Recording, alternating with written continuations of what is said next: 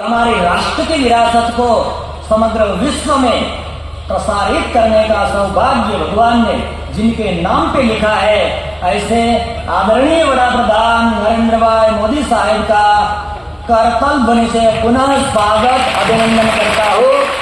वड़ताल संस्थान की ओर से सर आपका बहुत बहुत अभिनंदन।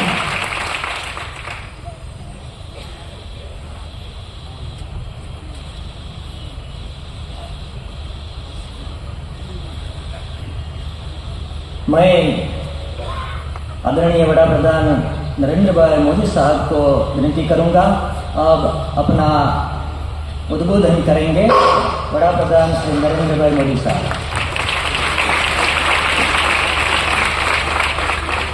जय स्वामीनारायण। जय स्वामीनारायण।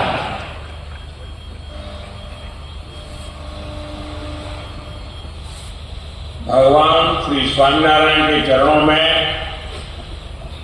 प्रणाम करता हूं। भगवान श्री स्वामीनारायण की कृपा से वड़ताल धाम में द्विशताब्दी समारोह का भव्य आयोजन चल रहा है। वहां देश विदेश से सभी हरिभक्त आए हुए हैं और स्वामीनारायण की तो परंपरा रही है, सेवा के बिना उनका कोई काम आगे नहीं होता है। आज लोग भी बढ़ चढ़ करके सेवा कार्यों में अपना योगदान दे रहे हैं।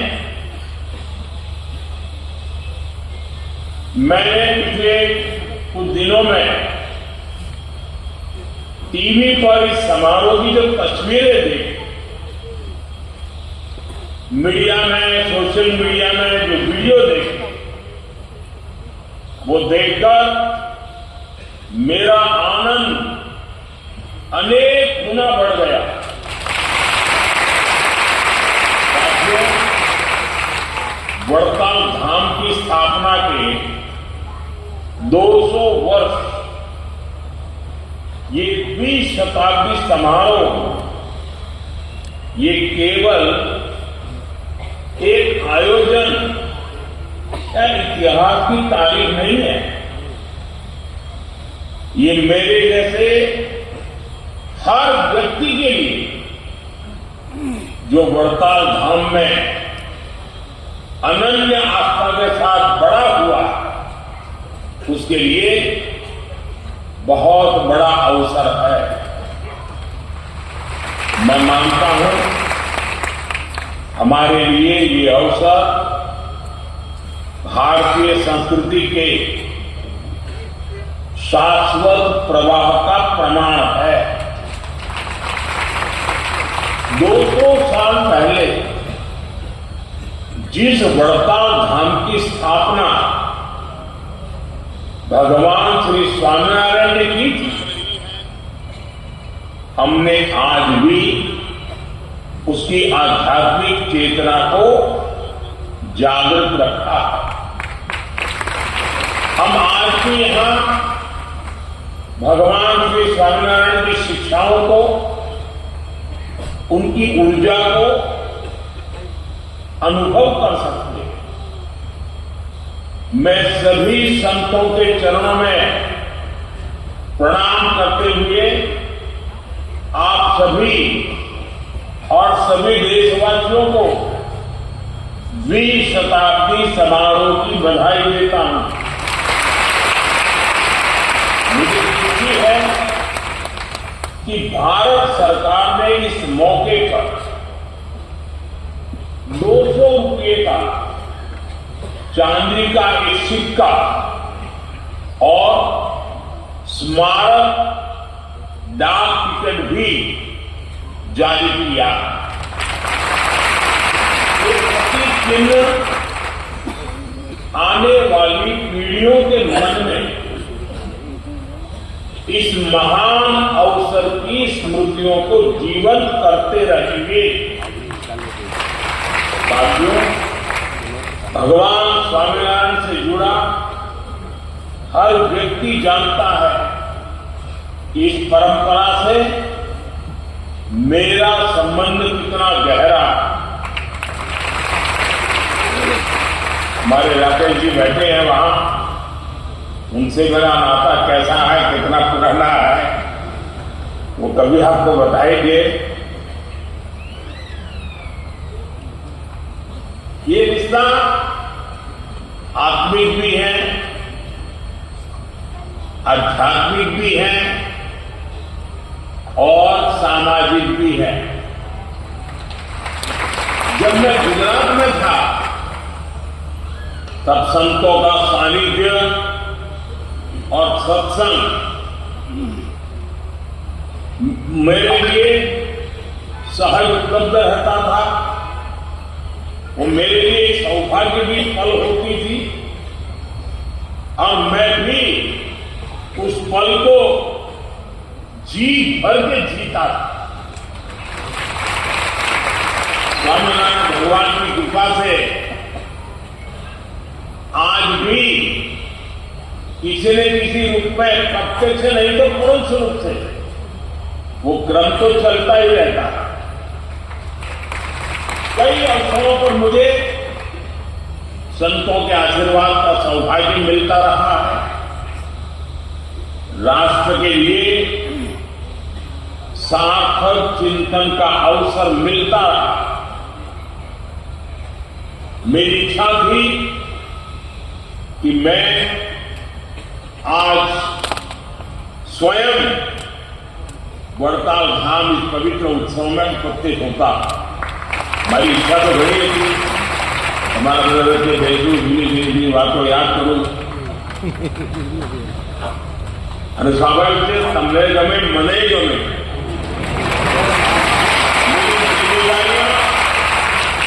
व्यस्तता के चलते ये संभव नहीं हो सका, लेकिन मैं हृदय से आप सबके बीच ही हूं। मेरा मन अभी पूरी तरह से वड़ताल धाम में ही है। श्रद्धेय संतगण, हमारे भारत की विशेषता रही है कि यहां जब भी मुश्किल समय आया, कोई न कोई ऋषि, महर्षि, संत, महात्मा उसी काल में अवतरित हुआ। भगवान स्वामीनारायण का आगमन भी एक ऐसे समय में हुआ था जब देश सैकड़ों वर्ष की गुलामी के बाद कमजोर हो चुका था, अपने आप में विश्वास खो चुका था, खुद को ही पोसने में डूबा हुआ। तब भगवान स्वामीनारायण ने हमें, उस कालखंड के सभी संतों ने हमें नई आध्यात्मिक ऊर्जा तो दी ही, उन्होंने हमारे स्वाभिमान को जगाया, हमारी पहचान को पुनर्जीवित किया। इस दिशा में शिक्षा पत्री और वचनामृत का योगदान बहुत बड़ा है। उनकी शिक्षा में आत्मसात करना, उसे आगे बढ़ाना, ये हम सबका कर्तव्य है। मुझे खुशी है कि वड़ताल धाम आज इसी प्रेरणा से मानवता की सेवा और युग निर्माण का बहुत बड़ा अधिष्ठान बन चुका है। इसी वड़ताल धाम में हमें वंचित समाज से सदराम जी जैसे भक्त दिए।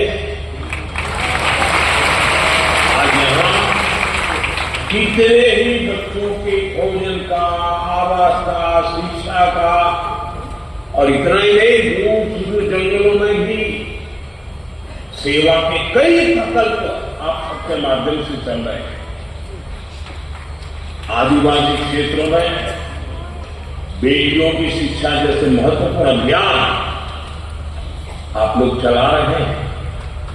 गरीबों की सेवा, नई पीढ़ी का निर्माण, आधुनिकता और अध्यात्म को जोड़कर भारत की संस्कृति का संरक्षण, आज बेहतर भविष्य के लिए जो अभियान चल रहा है,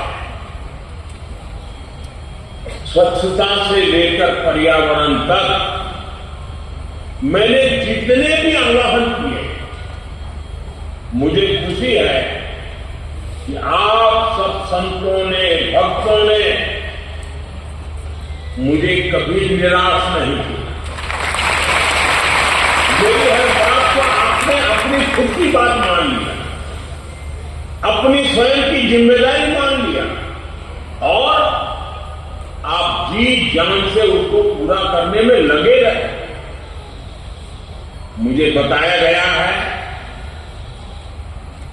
जो मैंने पिछले दिनों एक आह्वान किया था, एक पेड़ मां के नाम, अपनी પોતાની માના નામે एक वृक्ष वावा, एक पेड़ मां के नाम। इस अभियान में स्वामीनारायण परिवार ने 1 लाख से ज्यादा वृक्षारोपण किया। हर व्यक्ति के जीवन का एक उद्देश्य होता है, लाइफ का कुछ पर्पज होता है।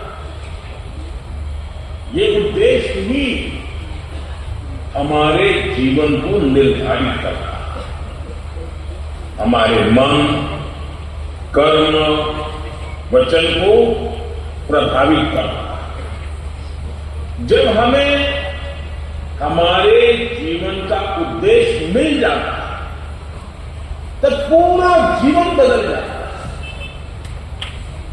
हमारे संत महात्माओं ने हर युग में मानव को उसके जीवन के उद्देश्यों से साक्षात्कार कराया है।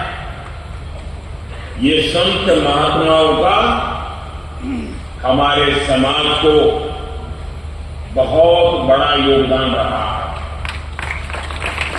जब किसी उद्देश्य की पूर्ति के लिए पूरा समाज, पूरा देश एकजुट हो जाता है, तो वो जरूर पूरा होता है। और पहले कई उदाहरण हैं, हमने ये करके दिखाया, हमारे संतों ने करके दिखाया, हमारे समाज ने करके दिखाया, हमारे धार्मिक संस्थानों ने करके दिखाया।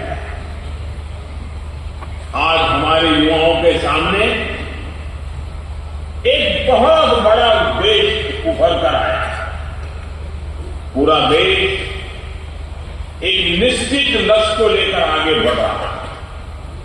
ये लक्ष्य है विकसित भारत का।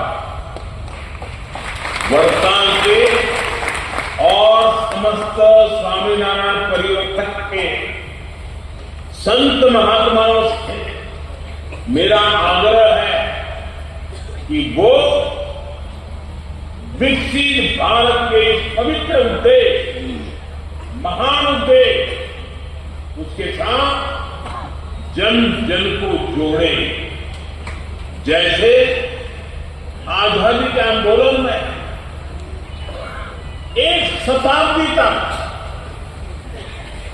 समाज के भिन्न भिन्न कोने से आजादी की ललक, आजादी की चिंगारी देशवासियों को प्रेरित करती है। एक भी दिन, एक भी पल ऐसा नहीं गया कि जब लोगों ने आजादी के इरादों को छोड़ा, सपनों को छोड़ा, संकल्पों को छोड़ा, ऐसा कभी नहीं हुआ।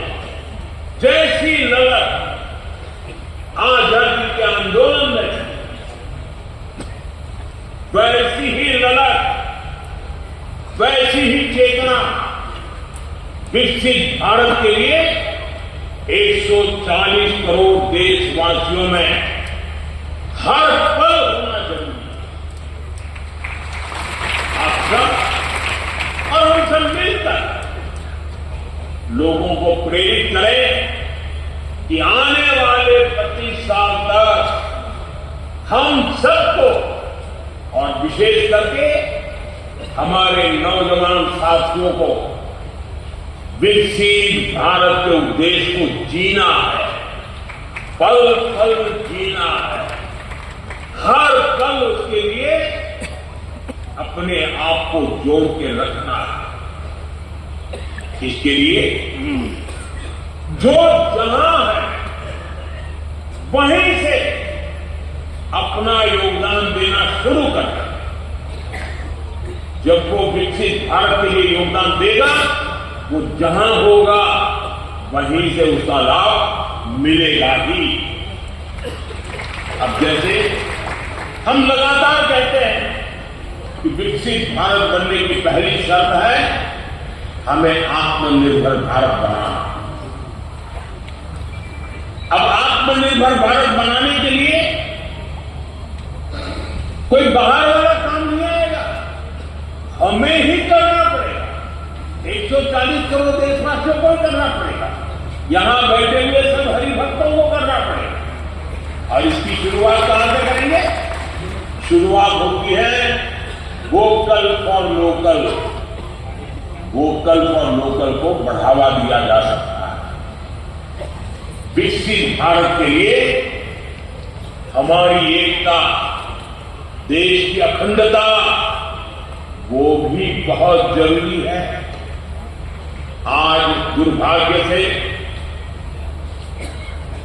निहित स्वार्थ के लिए, छोटी समझ के कारण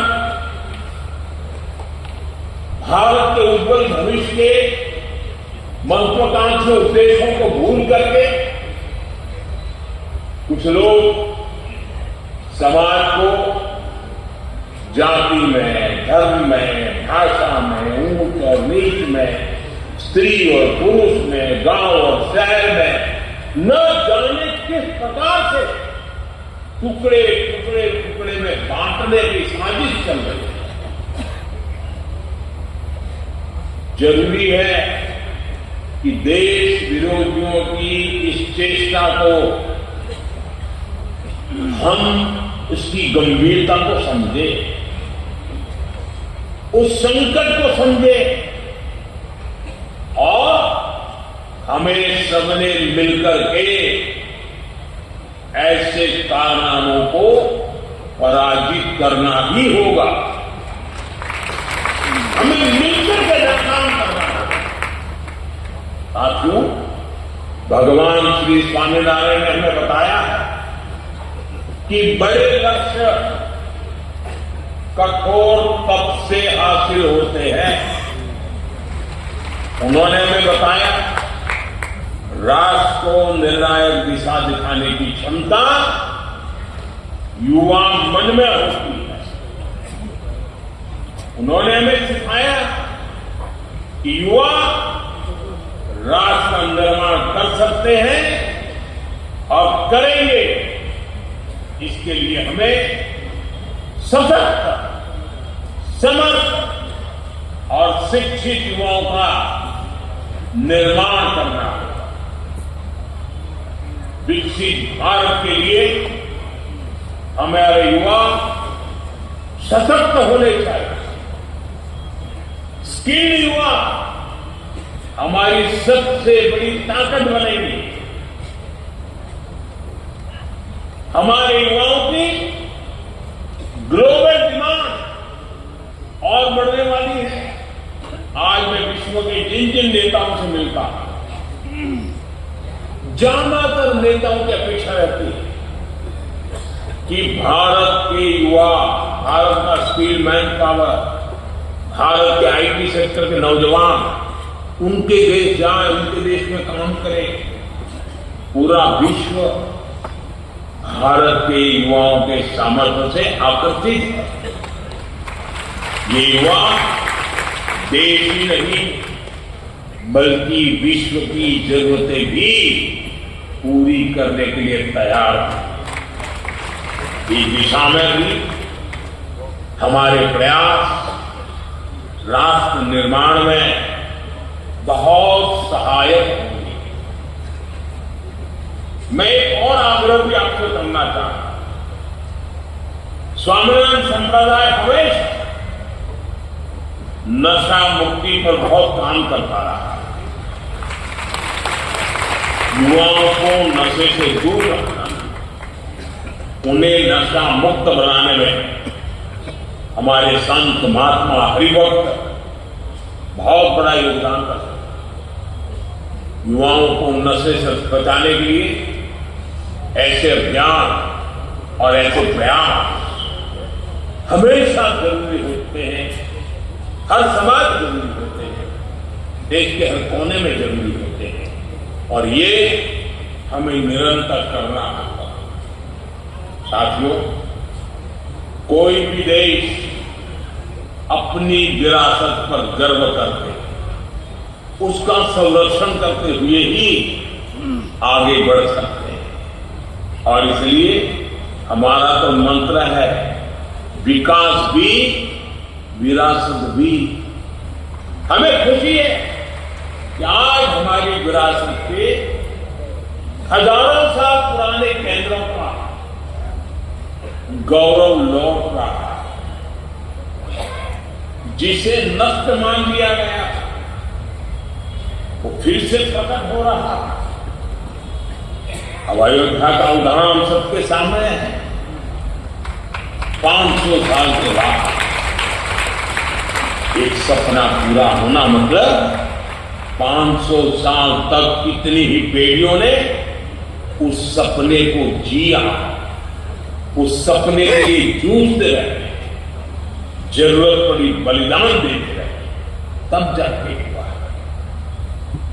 आज काशी का और केदार का जो कायाकल्प हुआ, ये उदाहरण हमारे सामने है। हमारे पावागढ़ में 500 साल बाद धर्म ध्वजा पाया। 500 साल हमारा मोढेरा का सूर्य मंदिर का उदाहरण देख लीजिए, आज हमारा सोमनाथ देख लीजिए।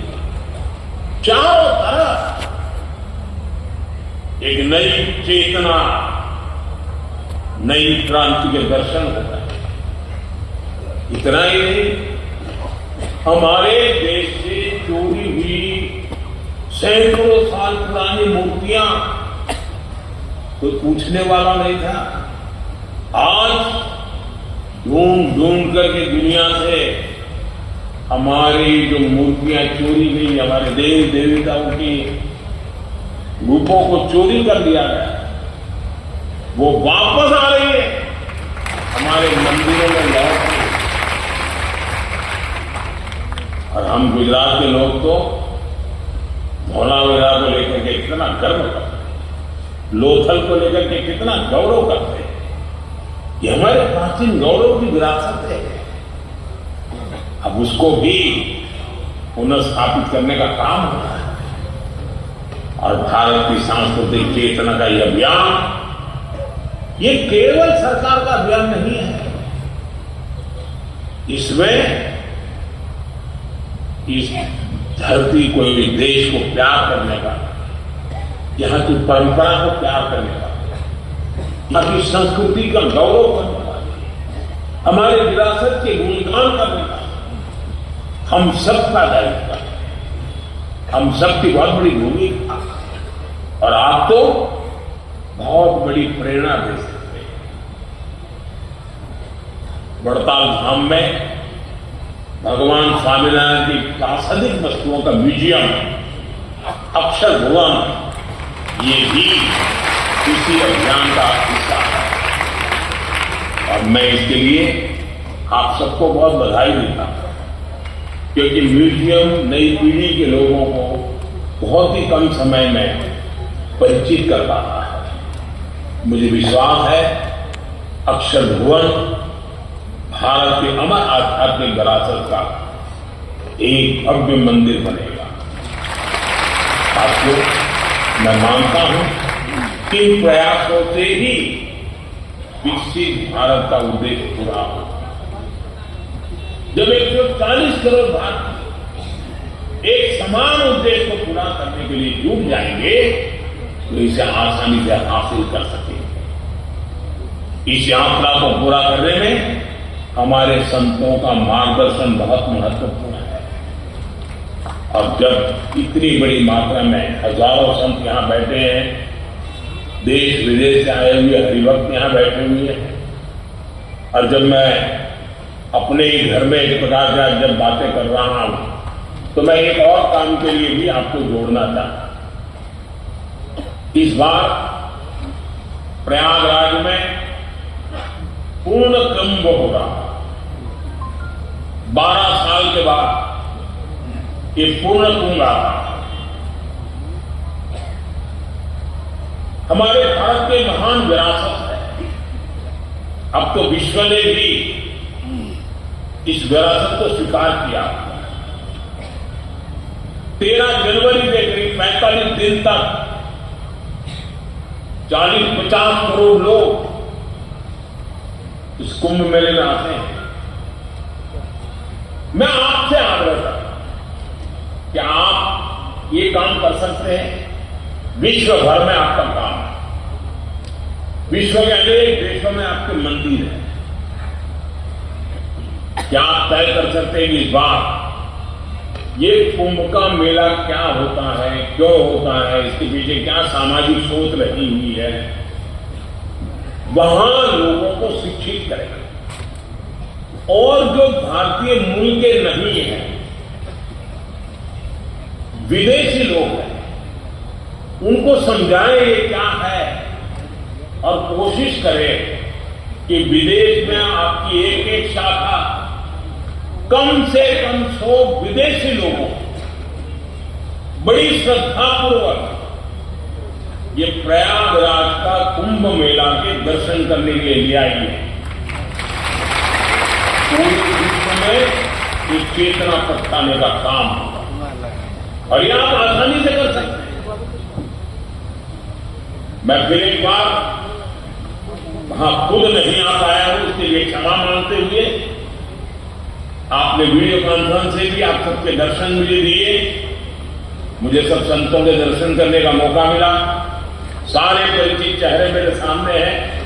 मेरे लिए बहुत खुशी की पल है कि आज मैं दूर से ही आप सबके दर्शन कर पा रहा हूं। इस द्विशताब्दी समारोह के लिए मेरी तरफ से आपको बहुत बहुत शुभकामनाएं, बहुत बहुत बधाई। आप सबका धन्यवाद। जय स्वामीनारायण। जय स्वामीनारायण। पर्पल ध्वनि के साथ એક સાથે ઉભા થાય અને સાહેબના ઉદ્બોધનને વધારી રહ્યા છે। પુનઃ पर्पल ध्वनि के साथ श्री स्वामीनारायण संप्रदाय वर्ताव संस्थान के इतिहास में आदरणीय वडाप्रधान नरेंद्रभाई मोदी साहेबનો લાઈવ ઉદ્બોધન, વર્ચ્યુઅલ ઉદ્બોધન। સાહેબના શબ્દો તો જુઓ, હું હૃદયથી તમારી સાથે છું, તો આપણી વચ્ચે રહે અને આપણા સૌના માટે કામ કરે એવા આશીર્વાદ લક્ષ્મીનારાયણ દેવ હરિકૃષ્ણ મહારાજના સાહેબને મળે એના માટે પુનઃ કર્તવ્યની સાથે સાહેબનું અભિવાદન કરીશું। વ્યસનમુક્તિ હોય, શિક્ષા હોય, કુંભ હોય, સાધુ સંતો હોય, હજારો હરિભક્તો દેશ વિદેશના સાહેબે જે મિશનની વાત કરી છે એનો હુબહુ પરિચય એ સ્વામિનારાયણ સંપ્રદાયના કાર્યોથી છે। આજે પુનઃ આ કામમાં આપણને